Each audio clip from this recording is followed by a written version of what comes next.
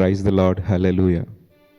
మరి ఒక ఉదయం మనం ఈ విధంగా కలుసుకోవడానికి దేవుడు మనకు అనుగ్రహించిన కృపను బట్టి దేవాతి దేవునికి కృతజ్ఞతలు చెల్లిస్తున్నాను. డైలీ బ్రెడ్ అనే ఈ శీర్షికను వీక్షిస్తున్న ప్రతి ఒక్కరికి యేసుక్రీస్తు ప్రభు వారి పేరిట శుభాలు తెలియపరుస్తున్నాను.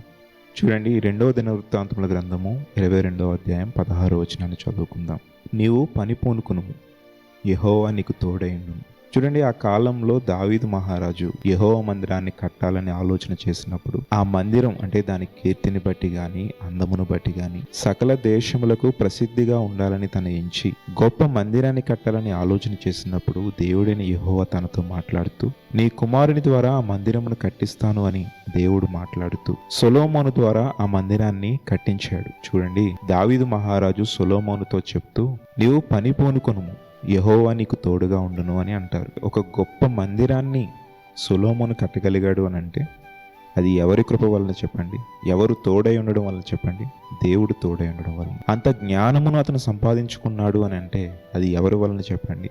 దేవుడి వలన. ఈరోజు ప్రభు మనతో మాట్లాడుతున్నాడు. దేవునికి సంబంధించి ఏ కార్యాన్ని నువ్వు తలపెట్టాలని ఆలోచిస్తున్నావో, నేను దేవుని కోసం ఇది చేయాలి, దేవుని సేవలో నేను ఇది చేయాలి, దేవుని మందిరం కోసం నేను ఇది చేయాలి అని నీవు చెయ్యాలి అని అనుకుంటున్నావు, కానీ అది చేయలేకపోతున్నావేమో. First you should start that work, God will help you. నువ్వు మొదట ఆ పనిని ప్రారంభిస్తే దేవుడు నీకు తోడై ఉండి నీకు సహాయం చేస్తాడు. దేవుని చిత్తము, దేవుని వాక్యానుసారమైన పని ఏదైనా కూడా నువ్వు దేవుని అడుగుతావో దానికి దేవుడు తోడై ఉంటాడు, దానికి దేవుడు సహాయం చేస్తాడు.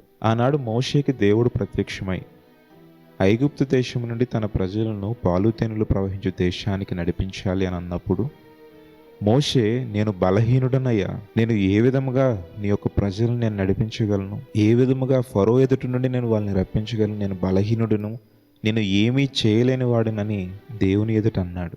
చూడండి, దేవుడు అన్న ఒకే ఒక మాట, నేను నీకు తోడై ఉంటాను. అన్ని లక్షల మంది జనాలను మోషే దేవుని సహాయంతో పాలుతేనెలు ప్రవహించే దేశానికి నడిపించాడు. అది దేవుని యొక్క కాపుదల. దేవుడు మనకి తోడై ఉంటే మనం పూనుకున్న ప్రతి పని కూడా సఫలమవుతుంది. ఈ రోజు నీ జీవితంలో ఏదైనా పని చేయాలని, ఏదైనా స్టార్ట్ చేయాలని నీవు అనుకుంటున్నావేమో, ఈరోజు దేవుడు నీతో మాట్లాడుతున్నది ఏంటో తెలుసా? First you should start that work, I will help you. నువ్వు ఖచ్చితంగా దేవుని మీద ఆధారపడితే నువ్వు పూనుకున్న పని ఏదైతే ఉందో దేవుడు దానికి తోడై ఉంటాడు.